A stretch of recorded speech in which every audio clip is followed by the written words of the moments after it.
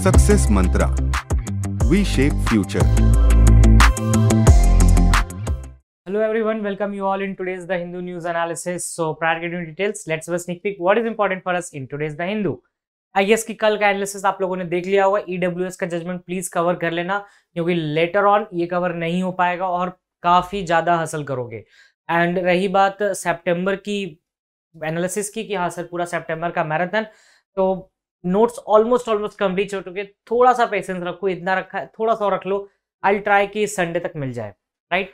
तो चलो अभी देखते हैं आज के न्यूज एनालिसिस में। आज कुछ इंपॉर्टेंट चीजें हैं और कुछ रिपीटेटिव है, तो देखते हैं सबको।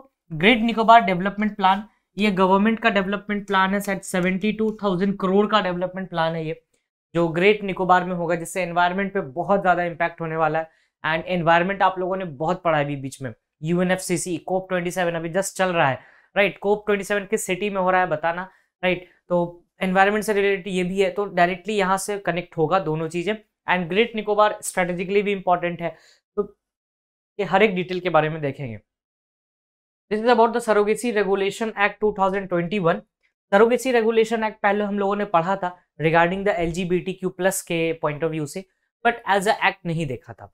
एंड थैंक्स टू देम कि जिन्होंने रिकमेंड किया ये टॉपिक कि सर ये टॉपिक भी कवर कर लीजिए, तो ये टॉपिक आपके सामने है, राइट। थर्ड है electoral bonds can be sold for the, ये इलेक्टोरल बॉन्ड्स हम लोगों ने पहले भी देखा था, बट इसमें एक अमेंडमेंट आया कि ये 15 एक्स्ट्रा दिन और चलेगा, तो इसमें इजीली सब कुछ को कवर करेंगे। उसके बाद थर्ड पॉइंट है विक्रम S और फोर्थ है गरुड़ 7 एयर एक्सरसाइज, राइट। तो इतने टॉपिक्स हैं, इसको देखना है लेटर ऑन। अब पहले टॉपिक पे आते हैं। फर्स्ट टॉपिक है हमारा अंडमान निकोबार, राइट। अंडमान निकोबार में एक चीज ध्यान दो कि अंडमान निकोबार में दो चीजें हैं यहाँ पर बेसिकली, एक अंडमान निकोबार और एक लक्षद्वीप आइलैंड। तो अंडमान निकोबार जो है जो प्लेट्यू से बनता है, प्लेट से टकराने से बना, वहीं पर लक्षद्वीप आइलैंड आपके किससे बनता है, कोरल रीफ से। ये चीज याद रखना, कोरल रीफ, ये बहुत अच्छे से याद रखना। ऐसे से छोटे छोटे क्वेश्चंस कभी कभार ना आपको आइलेट दे देता है, फिर वो कंफ्यूजन क्रिएट होगा, तो बेटर है कि अभी से ही पढ़ लेना। लक्षद्वीप किससे बना है, कोरल रीफ से, राइट।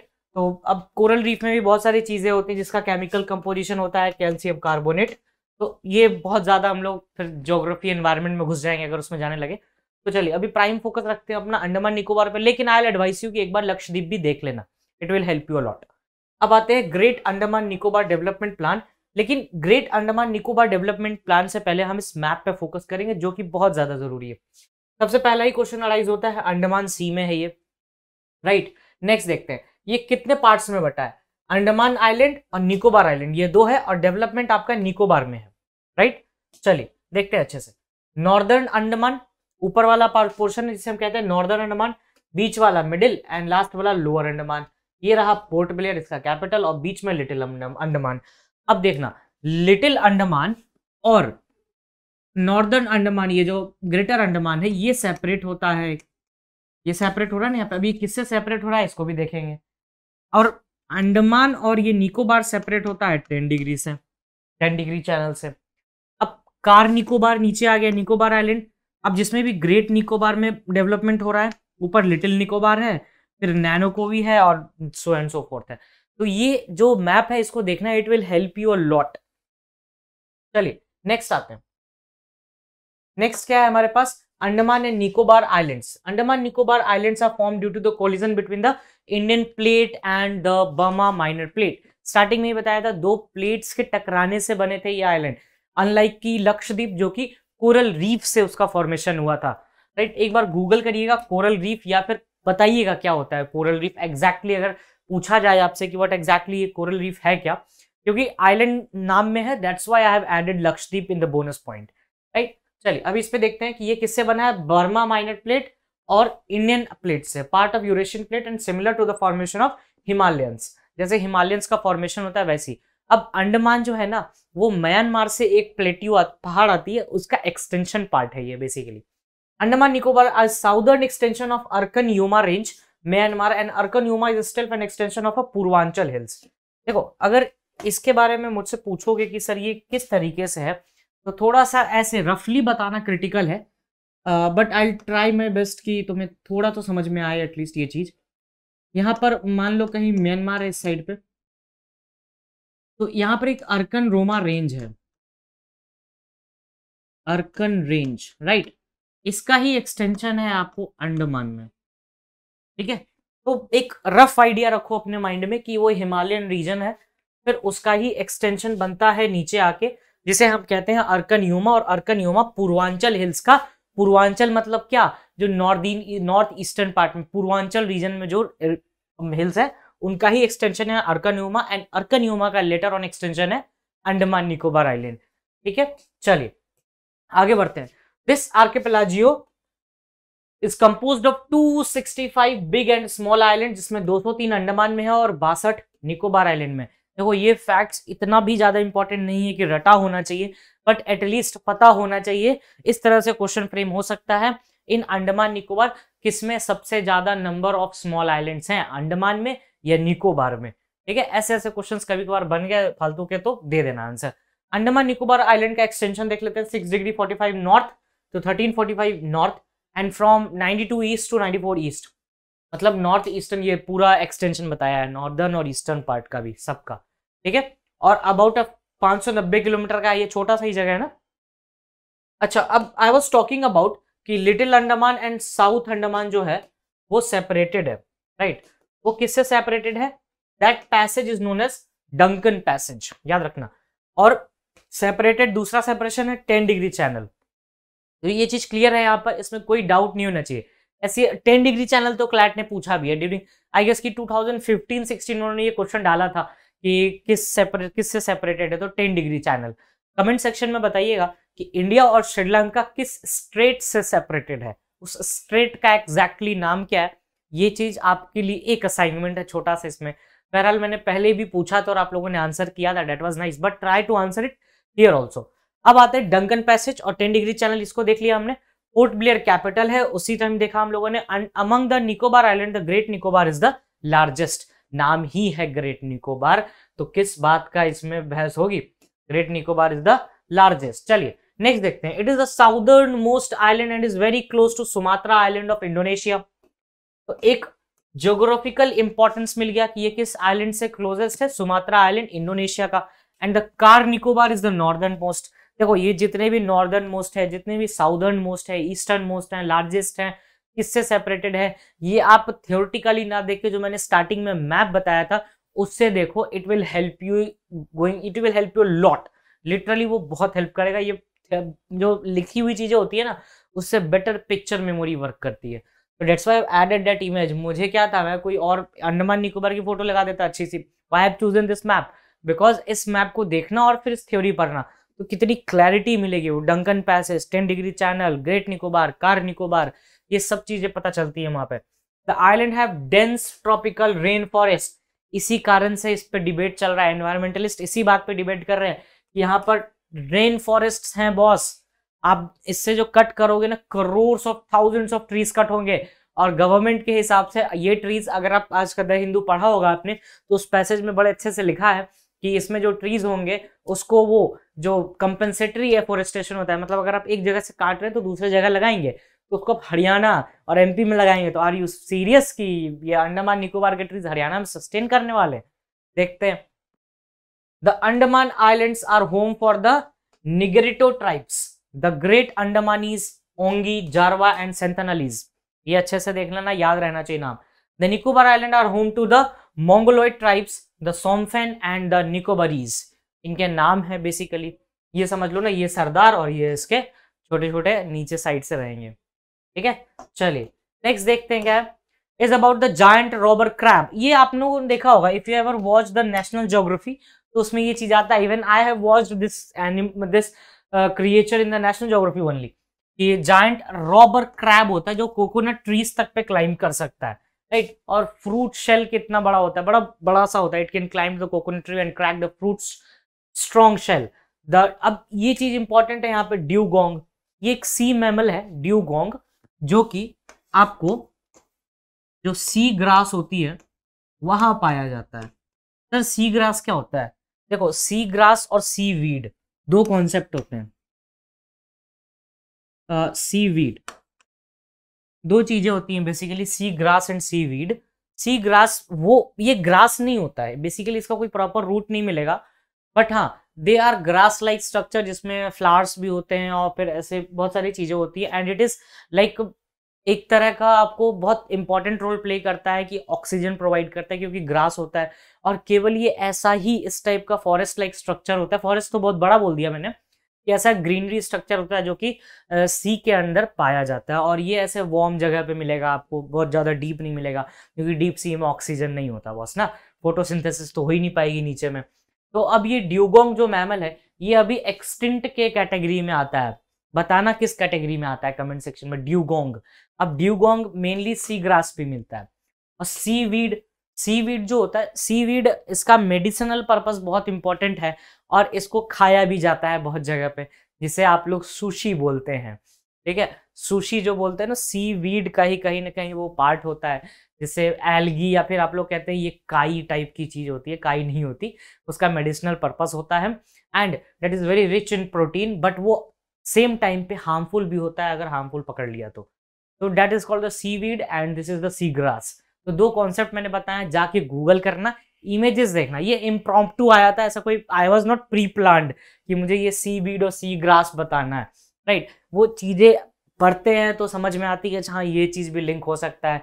बट यू थिंक ये 1 घंटे का जो भी होता है डिस्कशन, ये पहले से डिसाइडेड नहीं होता ना, वो तो टॉपिक्स डिसाइडेड होते हैं, बातें होती हैं फिर बीच में, यहाँ सर ये टॉपिक भी आ सकता है, ये टॉपिक भी आ सकता है।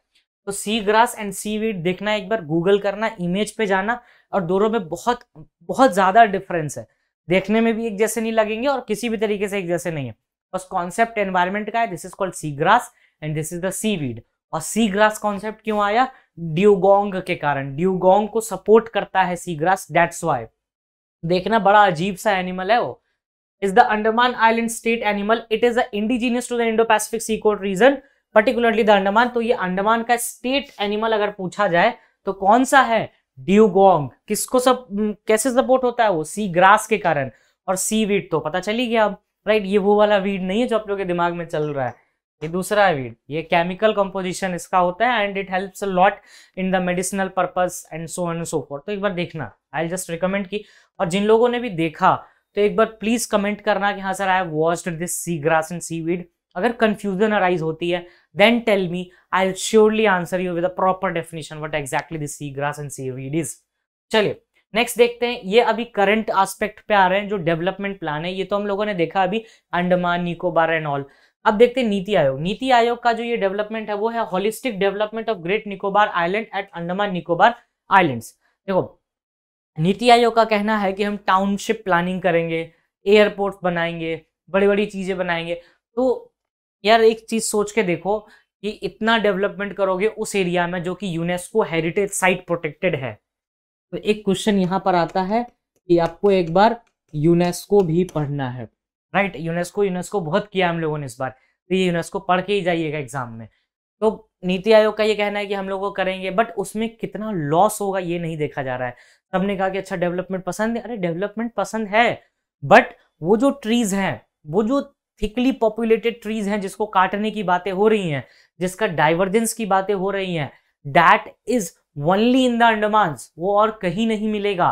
That is the beauty of that place and you are destroying that beauty. अभी हम लोगों ने देखा ये ट्राइब्स, ये एनिमल्स, ये पहले से ही एक्सटिंक्ट है वहां पे, वो कहाँ जाएंगे? खत्म ही हो जाएंगे। International container transport shipment terminal, greenfield international airport बनाएंगे, पावर प्लांट बनाएंगे, टाउनशिप कॉम्प्लेक्स बनाएंगे 166 स्क्वायर किलोमीटर्स का। तो सोच लो फिर कितना प्रॉब्लम होने वाला है। चलिए नेक्स्ट देखते हैं। Andaman and Nicobar island integrated development corporation will be the nodal agency for the implementation of the great Nicobar development plan. ये NEDCO ने ही कहा है ये बात कि हरियाणा में आप कैसे लगाएंगे पता नहीं, ये बताना पड़ेगा आपको, ठीक है। तो आने वाले टाइम पे ऐसा होगा कि बहुत सारे चैलेंजेस आएंगे इस प्रोजेक्ट के ऊपर एंड आई होप कि सुप्रीम कोर्ट कुछ ना कुछ बोले। एंड अंडमान निकोबार का I give you a link just now कि क्या लिंक है इसका एक मिलिट्री पर्पज से। अगर आप लोगों अभी भी क्लिक नहीं किया होगा तो बहुत प्रॉब्लम है ना। अंडमान निकोबार आइलैंड ये नोडल एजेंसी की तरह काम करेगा। Pre feasibility report of Andaman Nicobar government plan was prepared by Gurugram based consulting agency AICOM India private limited, ठीक है। तो ये चीज भी मिल गया कि भाई इसको बना कौन रहा है? AICOM India private limited. The report mention the implementation, ये अब 72,000 करोड़ हो गया है, 72,000 CR, और ये फेज 1 की बात है। देखते हैं नेक्स्ट में क्या होगा, ये किसी को नहीं पता है। चलिए, इतनी सारी हम लोगों ने बातें की, तो सर इसमें और क्या क्या होगा, केवल इतना पढ़ना होगा क्या? Let me raise my beautiful drawing. Topic देख लेते हैं पहले क्या है। ग्रेट निकोबार डेवलपमेंट प्लान, ये हमारा टॉपिक है आज का, राइट। तो इसमें आपको क्या क्या पढ़ना है, I am giving you the sufficient link, उससे काम हो जाएगा आपका। First topic is great Nicobar development plan में ही आपको पढ़ना है अंडमान एंड निकोबार। अब इसमें क्या होगी, ज्योग्राफी जो हम लोगों ने अभी जस्ट बातें की हैं जितनी। Second, you must read about the, यहां पर कर लेते हैं सेकंड, अबाउट अंडमान सी, ये चीज भूलनी नहीं है। थर्ड हो जाएगा आपका लक्षद्वीप, इसको भी देख लेना, मिनिकॉय आइलैंड वगैरह है यहाँ पे, थोड़ा इंपॉर्टेंट है, तो that will help you a lot. And the four most important part is the theatre command. ये जिन लोगों ने पढ़ा होगा मेरे साथ सितंबर अक्टूबर, उनको पता होगा थिएटर कमांड। इंडिया में एक ही जगह थिएटर कमांड है, that is the Andaman. Theatre command का मतलब जहां पे तीनों, आर्मी, एयरफोर्स और नेवी, तीनों एक साथ प्रेजेंट हो। और ये थिएटर कमांड के ऊपर एक कमीशन बनी थी, उस कमीशन का नाम बताना। And this commission was the brain child. ये 1999 के अराउंड ये कमीशन बनी थी, या उससे पहले भी इसके बारे में रिकमेंडेशन की बातें की गई थी 62 के वॉर के टाइम पे। अब थिएटर कमांड की बात आती है तो सीडीएस आते हैं। इंडिया के पहले सीडीएस थे बिपिन रावत साहब, बिपिन रावत साहब थे। करंट सीडीएस आप लोग मुझे बता दीजिएगा, ठीक है। एंड जब मैराथन की बातें होंगी तो मैराथन में भी हम लोग एक बार और बातें करेंगे। तो अंडमान निकोबार के नाम से एक थिएटर कमांड अपने आप चीज निकल के आती है। तो अगर ज्योग्राफी, इकोलॉजी और एनवायरनमेंट के साथ थिएटर कमांड भी पूछ दे तो घबराना नहीं, क्योंकि each and every aspect I have told you. ये ज्योग्राफी की बातें हो ही गई, अंडमान सी बताई दिया, और इसमें हम लोगों ने एक नया कॉन्सेप्ट देखा, सी ग्रास और सीवीड, है ना। ये दो नई चीज देखी इसमें, सी ग्रास और सी वीड। तो ये चीजें पढ़ना अच्छे से। So I think it is sufficient for this topic, इससे ज्यादा एग्जाजरेट मत करो इस टॉपिक को। चलिए नेक्स्ट देखते हैं क्या है हमारे पास, सरोगेसी रेगुलेशन एक्ट 2021। देखो, इस सरोगेसी रेगुलेशन एक्ट 2021 पे जाने से पहले आई वॉन्ट योर अटेंशन, ये इतना न्यूज में क्यों रहता है। टॉपिक क्या है, सरोगेसी रेगुलेशन एक्ट 2021, राइट। ये पर्टिकुलर पॉइंट न्यूज में है। ये इसलिए न्यूज में रहता है कि गवर्नमेंट ने एक बिल लेके आए थे गवर्नमेंट, जिस बिल को अब एक्ट बना दिया गया। बट इस बिल में प्रॉब्लम, इस एक्ट में ही क्या प्रॉब्लम है कि ये LGBTQIA+ पे डिस्क्रिमिनेशन करता है, इनको नहीं अलाउ करता है। एट द सेम टाइम ये क्या कर रहा है कि जो नॉन मैरिड है उनके लिए भी प्रॉब्लम क्रिएट करता है, जो विडो हैं या विडोवर हैं उन्हें भी प्रॉब्लम क्रिएट करता है। तो ऐसे ऐसे जो सेपरेशन हो रहे हैं, तो यहाँ पर एक प्रॉब्लम क्रिएट हो रही है सरोगेसी से। तो इसमें हम देखेंगे दो तरह की सरोगेसी इंडिया में है। एक होती है कमर्शियल सरोगेसी, एक होती है कमर्शियल, और एक होती है अल्ट्रुइस्टिक सरोगेसी। तो दो तरह की सरोगेसी होती है, कमर्शियल और अल्ट्रुइस्टिक सरोगेसी। जानेंगे क्या होती है कमर्शियल सरोगेसी। कमर्शियल नाम से ही समझ में आ रहा है कि जिसमें पैसा आता हो। अल्ट्रुइस्टिक जिसमें पैसा ना आता हो, इसमें कुछ और बातें होंगी, ठीक है। तो इसको अच्छे से देखेंगे। But these are the main cause की ये न्यूज में रहता है बार बार कि भाई नॉन मैरिड को क्यों नहीं करने दे रहे हो, विडोवर को क्यों नहीं करने दे रहे हो, LGBTQIA+ को तो तुमने लिया ही नहीं। तो that is a problematic thing, right. अब इस सरोगेसी वाले पॉइंट को आप लिंक कहाँ से करेंगे, अभी हम आएंगे सरोगेसी वाले पे भी पढ़ेंगे क्या है एग्जैक्टली ये सरोगेसी। सरोगेसी एक्ट के साथ आपको क्या क्या चीजें पढ़नी है, इसके साथ जो लिंकिंग टॉपिक्स बनेंगे आपके, लिंकिंग टॉपिक्स में आपको सरोगेसी के साथ बनेगा एबॉर्शन एक्ट। एबॉर्शन में क्या होना है आपको, ये लॉ पढ़िएगा इसका जो रिसेंटली आया था, इसको हम लोगों ने डिस्कस भी किया था। और एमआरटीपी एक्ट बताना, एमआरटीपी एक्ट कब आया था। अब एबॉर्शन के साथ एक केस भी आया रिसेंट सुप्रीम कोर्ट का, जिसके जज थे डीवाई चंद्रचूड़ साहब। ये आज इंडिया के 50th सीजीआई बन गए। And more over I saw comment की सर कोलेजियम का लिंक बता दीजिए, तो कोलेजियम का लिंक मैं कल बताऊंगा, आज नहीं, because it will give me a space to discuss Chandrachud also, right. तो चंद्रचूड़ साहब को कल जब हम डिस्कस कर रहे होंगे तो I tell collegium and NJAC everything. दो हम लोगों ने बहुत बार बातें की उस बारे में, मैंने 6-7 बार बताया कोलेजियम, बट स्टिल चलो कोई बात नहीं, कल इसके बारे में एक और बार बात करेंगे। आज हम इसको यहीं पर छोड़ेंगे जज को, ठीक है। केस था, इस केस का नाम बता देना। स्टार्टिंग में बता दूं कि कंफ्यूज मत होना, एक्स वर्सेस समथिंग मिलेगा। अब उस समथिंग में क्या है ये फुलफिल कर दो, और एक्स इसीलिए क्योंकि इसमें नाम नहीं बताया जाता है, ठीक है, ये क्योंकि सीक्रेसी रखी जाती है कि भाई कौन था। अब एबॉर्शन लॉज, इसमें क्या हुआ था कि सुप्रीम कोर्ट के जज ने कहा कि भाई any women should be entitled to get abortion. अब लास्ट में एक आर्टिकल भी मैं बताऊंगा, टेंशन नहीं लेना है। अब इंग्लिश केस भी आया था, जो यूएस में जो बवाल मचा हुआ है, और यूएस में इलेक्शंस भी हो रहे हैं अभी, राइट, तो उसको भी फॉलो करते रहो, जो बाइडेन है उसके बीच में। तो यूएस में भी था एबॉर्शन से रिलेटेड राइट्स, तो उसको पढ़ना है। इसमें केस का नाम बता देना क्या था, ये तो क्लैट ने भी पूछा है ये चीज, तो आपसे यहाँ से क्वेश्चन घूम सकते हैं।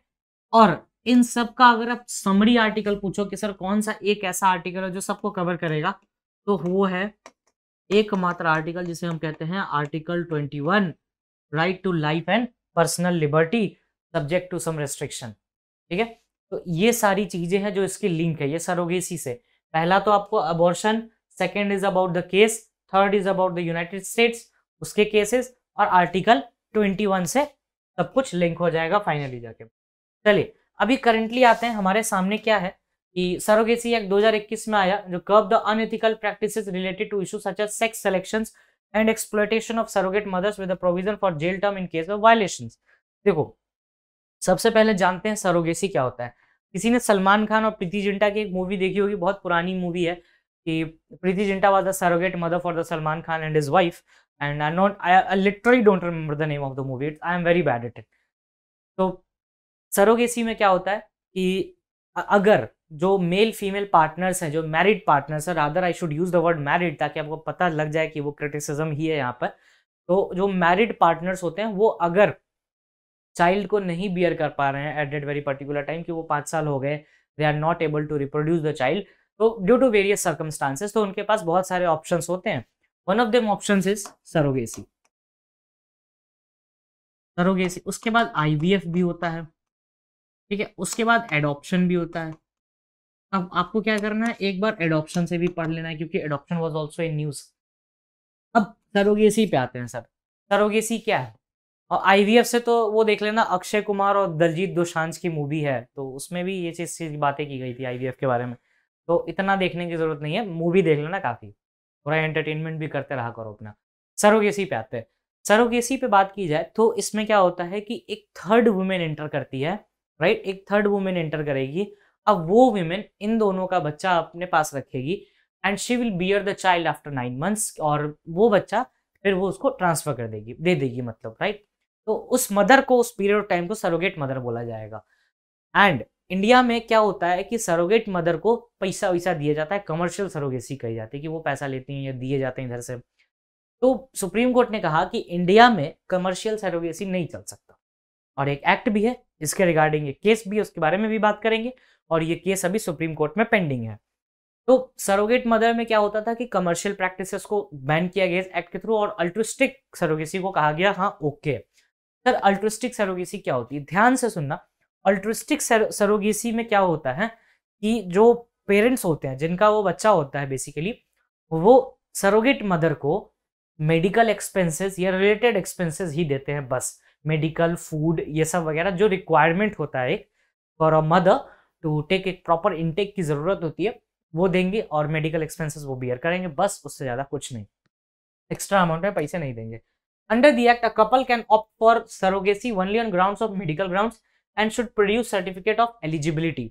एलिजिबिलिटी के भी बारे में बात करेंगे कि सरोगेट मदर की क्या एलिजिबिलिटी होनी चाहिए, जो इधर से जो गार्डियन है उनकी क्या एलिजिबिलिटी, सब चीज बात करेंगे, टेंशन नहीं लेना है। The couple should have been married for 5 years and not having a child, ने बताया ही ये चीज। The surrogate mother has to be close relative of the couple, a married women with a child of her own and aged between 25 से 35। तो ये बताया गया है सरोगेट मदर की एलिजिबिलिटी, जिसे हम अंदर में और डिटेल में बात करेंगे। अभी बस एक माइंड में रखो, single man are not eligible, गलत है ये चीज। अगर मान लो कोई सिंगल मैन है, वो शादी नहीं करना चाहता बट वांट अ चाइल्ड, वो कैसे करेगा चाइल्ड? तो अब यहाँ इसके भी लूप होल्स है ना, इसके भी बहुत सारे लूप होल्स हैं, that's why they are not allowing. But Delhi high court में है petition, though the law allows a single woman to resort to surrogacy, she has to be a widow or a divorced between the age of 35। तो अब surrogate mother की दो category हो गई, या तो अगर उसका अपना कोई बच्चा है और मैरिड है, और या फिर वो 25 से 35 साल की एज के बीच में होनी चाहिए, या फिर अगर सिंगल है तो वो 25 से 35 साल की बीच में होनी चाहिए, और या फिर विडो होनी चाहिए, या फिर डिवोर्स्ड होनी चाहिए। तो सिंगल मदर को आप डायरेक्टली इनडायरेक्टली अलाउ कर रहे हो, पर single man are not allowed for surrogacy. तो ये चीज है। और LGBTQIA प्लस भी नॉट अलाउड, उनकी तो बात ही नहीं की, खैर अलाउड नॉट अलाउड की बात ही छोड़ दो। चलिए अब डिटेल में समझेंगे एग्जैक्टली सरोगेसी के बारे में। मैरिटल एज और gender where the criteria for being allowed commission और नॉट कमीशन सरोगेसी, ये बेसिकली एक बाय जो डिवाइड करने का एक तरीका है ये। अच्छा, ये सरोगेसी बिल जो 19 में आया था, इसको कौन सी मिनिस्ट्री लेके आई थी? Ministry of health and family welfare. ये चीज याद होनी चाहिए। What is surrogacy Act 2021 Act to regulate the surrogacy in India? Act defines surrogacy as the practice where a woman undertakes to give a birth to a child for another couple and agrees to hand over the child to them after birth. अभी बताया आसान भाषा में। The act prohibits the commercial surrogacy but allows the altruistic surrogacy. इस पे I don't think कि आपको required है कि इस पे कुछ डिस्कशन और किया जाए, because I have told exactly कि भाई कमर्शियल सरोगेसी क्या होती है और अल्ट्रुइस्टिक सरोगेसी क्या होती है। चलिए नेक्स्ट देखते हैं। The altruistic surrogacy involves no monetary compensation to the surrogate mother other than the medical and insurance coverage during the pregnancy। जो एक required चीजें होती हैं वो देनी है बस। Commercial surrogacy includes surrogacy or its related procedure undertake for a monetary benefit or reward exceeding the basic medical expenses and insurance coverage। Commercial surrogacy का जो वो बेस्ट एग्जाम्पल वो मूवी है जिसमें सलमान खान जाके ये पूछता है, प्रीति जिंटा ही थी वो, I guess. I am very bad at with this Bollywood names, respective ये मूवी का नाम हो या फिर हीरो हीरोइंस का नाम हो, आई am very bad, but still देखना है, ट्राई करना, मिलेगा तुम्हें वो मूवी। तो उसमें सलमान खान जाके पूछता है कि कितने पैसे लोगी, ये बताओ, तुम मेरे बच्चे की माँ बन जाओ, be a surrogate mother of mine, ये बातें बोलता है वो। तो वो कमर्शियल सरोगेसी बोल रहा है एक तरह से। तो कमर्शियल सरोगेसी तो इंडिया में है नहीं, इसलिए ये लोग इंडिया से बाहर भी जाते हैं। बहरहाल उसमें दिखाया जाता है कि भाई वो इंडिया से बाहर इसलिए जा रहे हैं क्योंकि उनकी फैमिली को पता चल जाएगा बहुत सरोगेसी इंडिया में अलाउड ही नहीं है, कमर्शियल सरोगेसी। यार क्या कर लोगे तुम। कंडीशंस फॉर परमिटिंग सरोगेसी, क्या क्या कंडीशंस हैं आपको सरोगेसी के परमिशन के लेने के लिए? पहला, for intending couple who suffer, इनको प्रूफ करना पड़ेगा कि इनफर्टिलिटी है, they are not fertile enough to reproduce the child. ये चीज प्रूफ करनी पड़ेगी तभी जाकर के। वैसा नहीं बोल सकते हो कि सर नहीं हम सरोगेसी कराना चाहते हैं, even if you are fertile, नहीं, पहला ही कंडीशन काट दिया जाएगा, नहीं दिया जाएगा। अल्ट्रुइस्टिक होना चाहिए, पढ़ ही लिया। नॉट फॉर कमर्शियल पर्पस, वापस वहीं पे आगे, not for producing children for sale, prostitution, other forms of exploitation. कि आप सरोगेसी इसलिए नहीं करना है कि आप सरोगेट करके बच्चा ले लिए, फिर उसको प्रोस्टिट्यूशन में डाल दिए, एक्सप्लॉयटेशन में डाल दिए, बच्चा बेच दिए, ये काम बिल्कुल भी नहीं, ये उसके एम्बिट में आता ही नहीं है सरोगेसी की एलिजिबिलिटी में। फॉर एनी कंडीशन और डिजीज स्पेसिफाइड थ्रू रेगुलेशंस, या फिर मान लो कि मेडिकल रेगुलेशन आपको स्पेसिफाई करता है कि you have some disease and you can not reproduce, तो ये चीज आती है। The intending couple should have a certificate of essentiality। तो ये जो ऊपर की कैटेगरीज है, इनको जो भी कपल फुलफिल करता है, मेडिकल काउंसिल उनको एक सर्टिफिकेट देता है, that certificate we call certificate of essentiality. अब आता है सर्टिफिकेट ऑफ एलिजिबिलिटी भी लेना पड़ेगा। सर ये तो आपने बताया ही नहीं सर्टिफिकेट ऑफ एलिजिबिलिटी। अरे भी बताएंगे, सबर करो, रुको थोड़ा, सबर करो, सब बताया जाएगा। सर्टिफिकेट ऑफ एलिजिबिलिटी क्या होती है, यहां लिखा है सर्टिफिकेट ऑफ एलिजिबिलिटी क्या होती है। तो सर्टिफिकेट ऑफ एलिजिबिलिटी जो होती है, couple should be Indian citizen and married for at least 5 years। आप भारतीय होने चाहिए और 5 साल से ज्यादा पुरानी आपकी शादी होनी चाहिए, मतलब 5 से 5 साल पुराना ऐसे रख लो। एंड वाइफ की एज 23 to 50 के बीच में होनी चाहिए, हस्बैंड की एज 26 to 55 होनी चाहिए। ये छोटी छोटी चीजें याद रखना।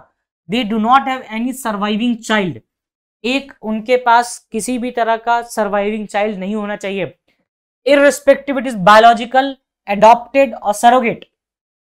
इसका मतलब क्या निकला? यहां से एक क्वेश्चन आपके लिए डायरेक्टली फ्रेम हो सकता है कि सर इंडिया में एक पर्सन कितनी सरोगेसी कर सकता है? एक अनलेस अनटिल अगर वो बच्चा अनफॉर्चुनेटली इफ ही और शी डाइज तो वो अलग बात है, बट यहां तक अगर देखा जाए तो अगर आपने पहले से एक सरोगेट बच्चा है तो आप दूसरा सरोगेट नहीं करा सकते। एडॉप्शन में भी ऑलमोस्ट सेम चीज, यही चीज चलती है, बट एडॉप्शन में क्या है कि जो फीमेल और अगर मेल को अडॉप्ट कर रहा है तो एज डिफरेंस होना चाहिए। मेल अगर किसी फीमेल को अडॉप्ट कर रहा है तो एज डिफरेंस 15 साल का होना चाहिए, उसमें 15-16 साल ऐसी कुछ है। वहीं फीमेल अडॉप्ट कर रही है तो उसमें भी एज डिफरेंस कुछ थोड़ा बहुत बताया गया, तो वो देखना अच्छे से। एडॉप्शन भी न्यूज में था, and given you certain links, यहाँ वहां से एडॉप्शन पढ़ लेना, अगर ना पता चले बताना, I am here to help you. तो बायोलॉजिकल, एडॉप्टेड एंड सरोगेट, ये तीन चीजें नहीं होनी चाहिए। This would not include a child who is mentally और फिजिकली चैलेंज्ड और suffered from a life threatening disorder और फैटल डिजीज।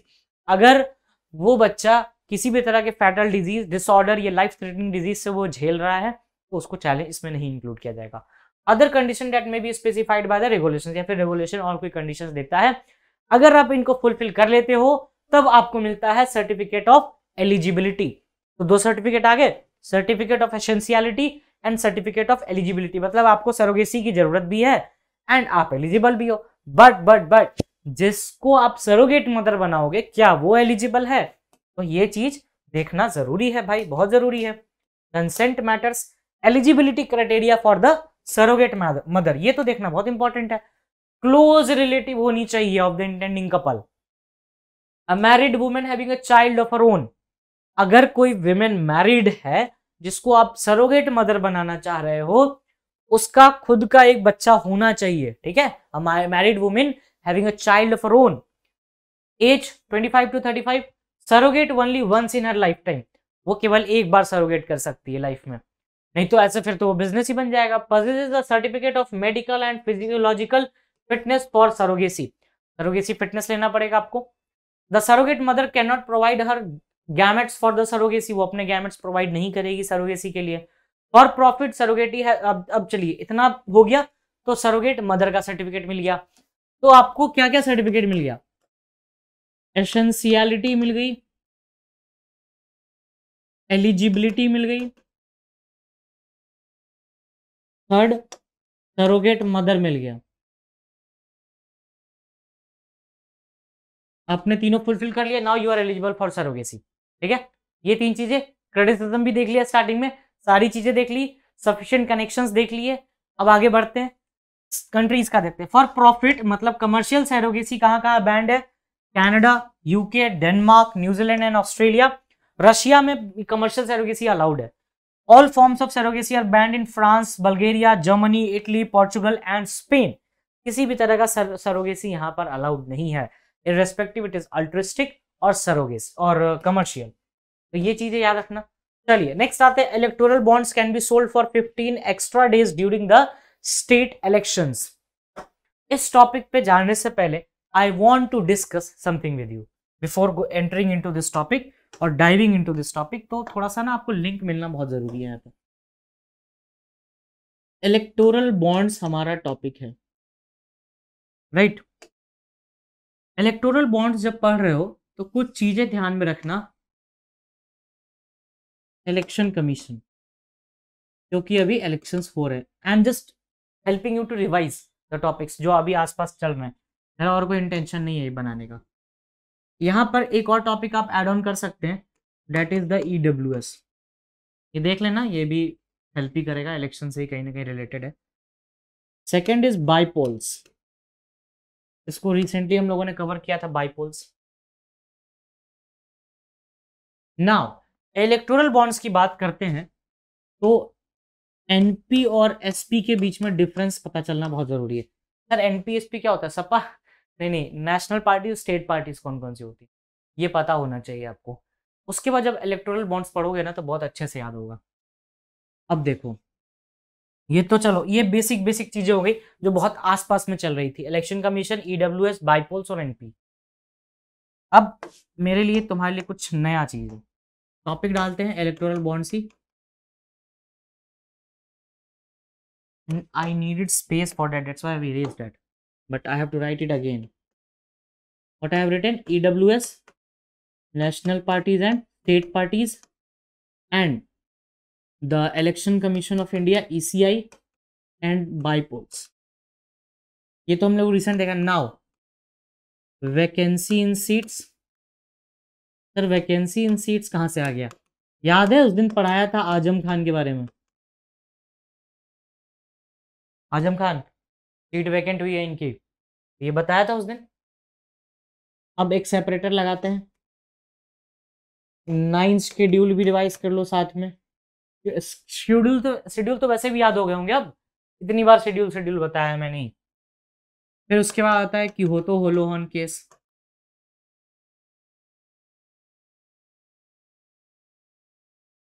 फिर उसके बाद आता है आयाराम गयाराम. ये लिटरली नाम है, आयाराम गयाराम. फिर इसके बाद आपको आ जाएगा महाराष्ट्र वाला पोजीशन, उद्धव ठाकरे वाला. नाउ अब आता है political parties symbol. Electoral bond से जितने भी टॉपिक पॉलिटिक्स से रिलेटेड है वो मैं बता रहा हूँ यहाँ पे. ये कोई इलेक्टोरल बॉन्ड्स स्पेशली पढ़ोगे और पढ़ के सोचोगे एग्जाम में हो जाएगा, नहीं होगा. इतने टॉपिक्स सारे लिंक हो रहे हैं. अभी 1-2 और है मेरे दिमाग में, रुक जाओ. अभी तो पहले कितने हम लोगों ने देख लिए? EWS भी देख लिया, नेशनल स्टेट पार्टीज देख ली, इलेक्शन कमीशन ऑफ इंडिया देख लिया, बाइपोल्स देख लिया, वैकेंसी इन सीट्स देख ली जो आजम खान से रिलेटेड है, 9 शेड्यूल देख लिया. 9 शेड्यूल जिसमें हम लोगों ने बात की थी जुडिशियल रिव्यू एंड ऑल, जिसमें बात की गई है अमेंडमेंट की हो तो होलोन केस, एंड आयाराम गयाराम भी पढ़ लिया, and this political party symbol पढ़ लिया, एंड महाराष्ट्र वाला पोजीशन देख लिया कि महाराष्ट्र वाले में भी कैसे सीट्स इधर उधर हो जाते हैं, उसे तो वो चीज देखना जरूरी है. नाउ 9 शेड्यूल के साथ साथ भी क्या देखना है? 10 शेड्यूल. 9 शेड्यूल तो तुम्हारा जुडिशियल रिव्यू से रिलेटेड है. 10th शेड्यूल लेके जाएगा तुम्हें कि हो तो होलोहन केस पे, राइट? तो ये चीजें देखना बहुत इंपॉर्टेंट है. Now if I want to connect this topic और स्ट्रेच मोर, तो वो और भी जा सकता है आगे. पॉलिटिकल पार्टी सिंबल देख लिया, 10 शेड्यूल देख लिया, 9 शेड्यूल देख लिया. सो आई गेस कि इतना सफिशिएंट रहेगा यहाँ पर. But I want to add something more here, right? Yes, what we can add more here? So we can add here the wait, I have some topics written in my notes only, so wait for a while. Yes, we can add here the anti-defection. Anti-defection हम लोगों ने add कर लिया. अब इसके आगे एक चीज और कनेक्ट होगी, 102 और 191, ये दोनों देख लेना. जो कनेक्ट होगा आपका ऑफिस ऑफ प्रॉफिट में, राइट? ऑफिस ऑफ प्रॉफिट में ये कनेक्ट हो जाएगा. अगर इसमें 1-2 चीजें और जोड़ने का मन हो रहा है तो गवर्नर को जोड़ लेना, जिसमें RN रवि का भी हम लोगों ने रिसेंटली देखा है. बस इतना काफी है. बहुत सारे टॉपिक्स हो गए. अगर हम गिनने बैठे तो 1 2 3 4 5 6 7 8 9 10 11 12 12 से 13 टॉपिक है ये.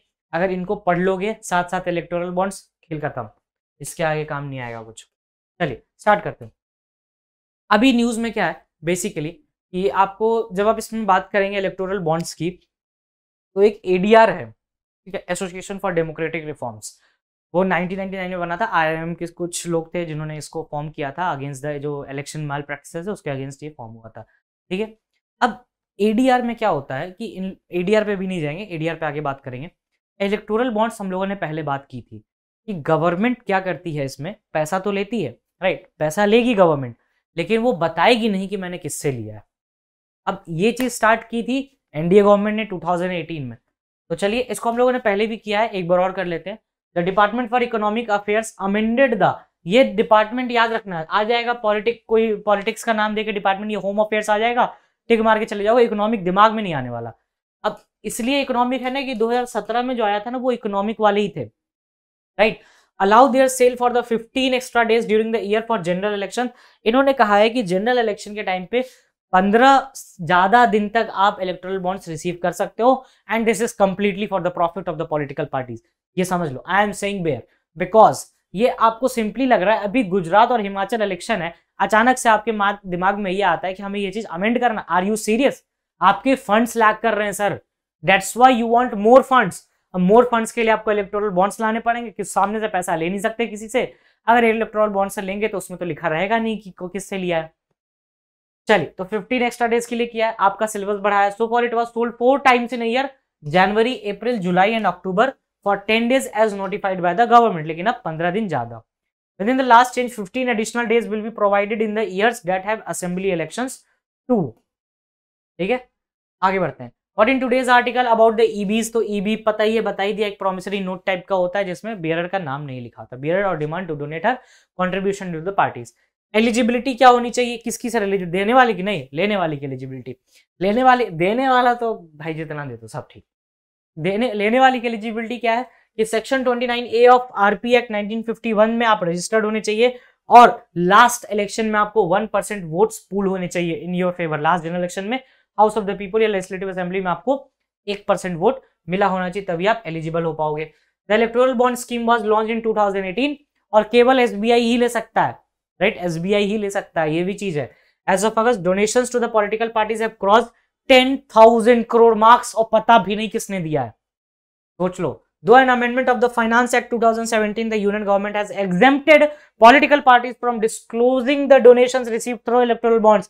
मतलब अगर कल हो के अंबानी जी या अडानी जी 15 लाख करोड़ भी दे देते हैं मोदी जी को या फिर किसी भी पॉलिटिकल पार्टी को, be it Congress, BJP, NCP, Baspa, Sapa, RJD, JDU, Janata Dal United, anyone, तो आप फाइनेंस एक्ट 2017 लेके आ चुके हो जिसमें ये चीज बताया गया है कि you need not to tell कि कितना डोनेशन रिसीव हुआ आपको।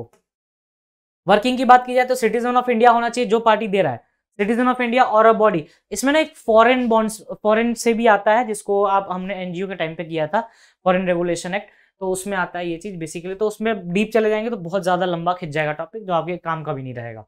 सिटीजन ऑफ इंडिया और a body incorporated is eligible to purchase the bond. EBs issued purchase the value of multiples of 1000, 1000, 10,000, 1 lakh, 10 lakh, 1 crore, इतने ही कर सकते हैं from the specified branches of the SBI, and SBI the only bank authorised to sell these bonds. Anonymous cash denomination was capped at 2000 rupees. 2000 में कितने thousand हो जाते हैं पता भी नहीं चलेगा।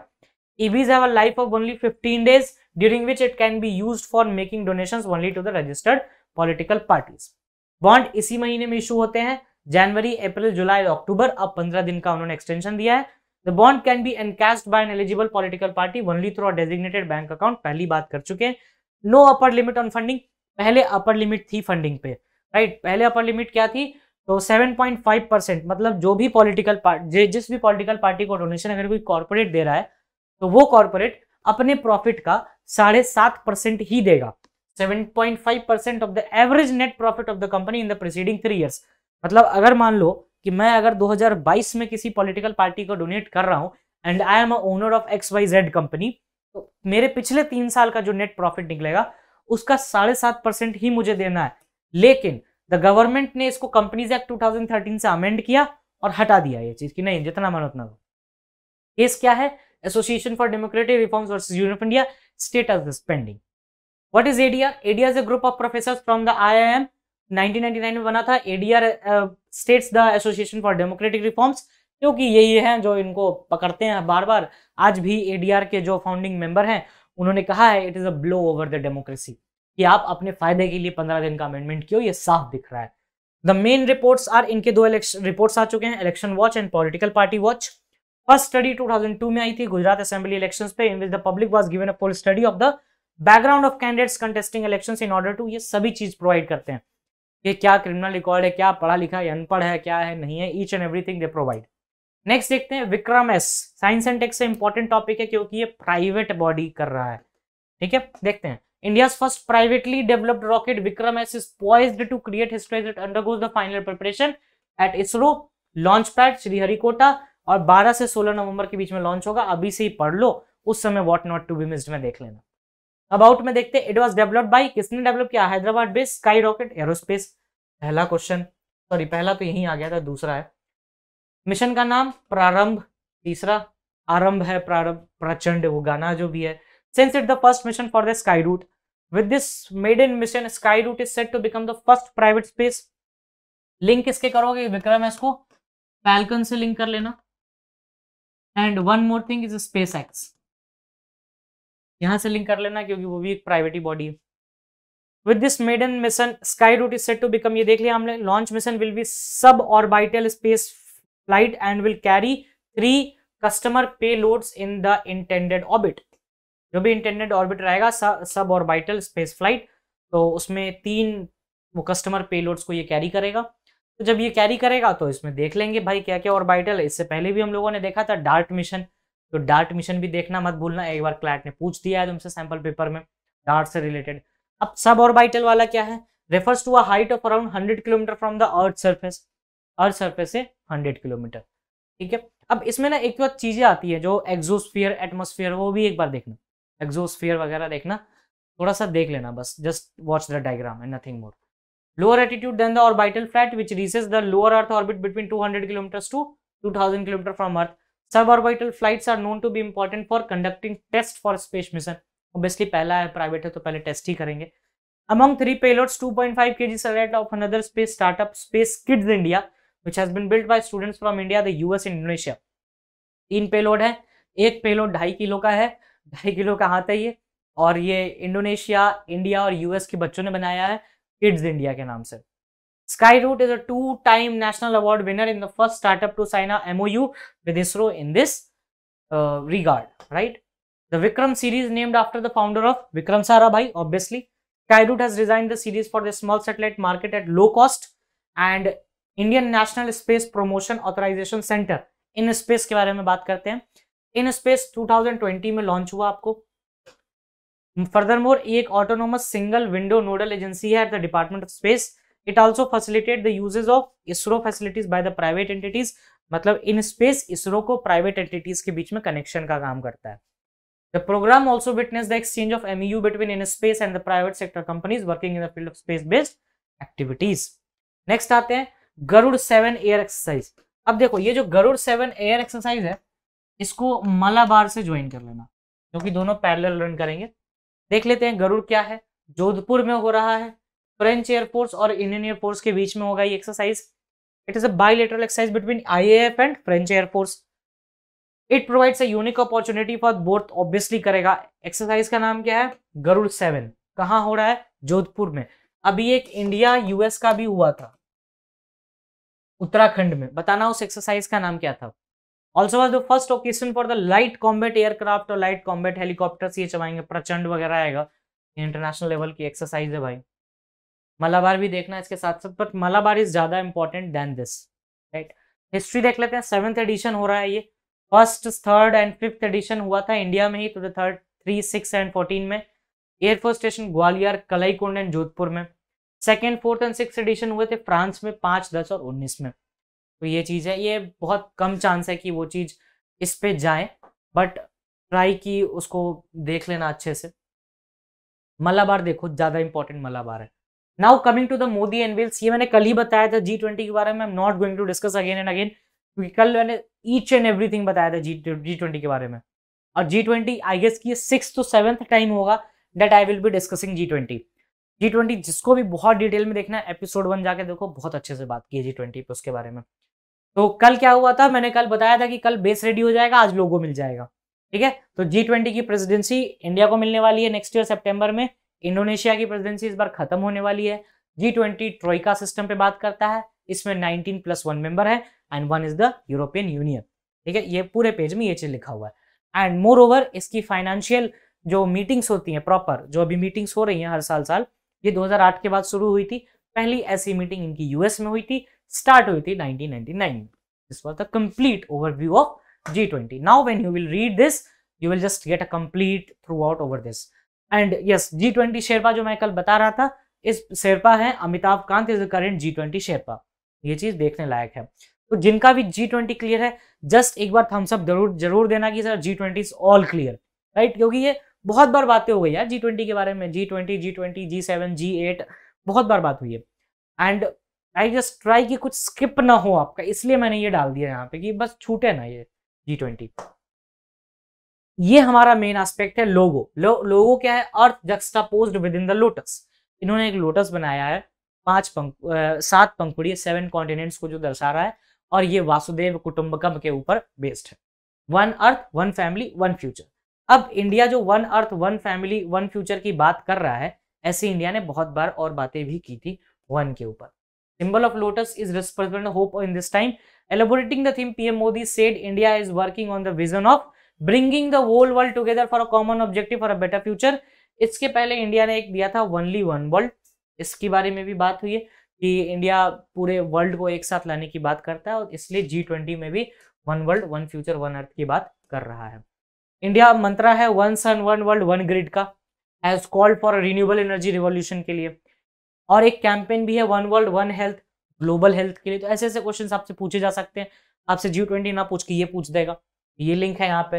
इंडियाज मंत्रा है 1 अर्थ 1 फैमिली 1 फ्यूचर, और ये चीज पूछ दिया रिन्यूएबल एनर्जी। ना what not to be missed में ये टॉपिक देखना अच्छा है। PF pensions we have discussed a lot on this. 15,000 के ऊपर जो सैलरी है और उस पर एक पर्टिकुलर 6.3% का टैक्स लगाना। Just answer this question, very simple. कल के ये एनालिसिस से है। नेशनल फूड सिक्योरिटी पढ़ाई हम लोगों ने, and this is regarding the law commission. Law commission के हेड सबको पता होगा, ये क्वेश्चन आंसर करो, right, and answer it. Do give the answers. Answers कल के अभी तक नहीं आए हैं, बहरहाल बताना answers, and just revise the topic, and if you have any doubt just mention, I will surely try to address it. Thank you, that's all from my side.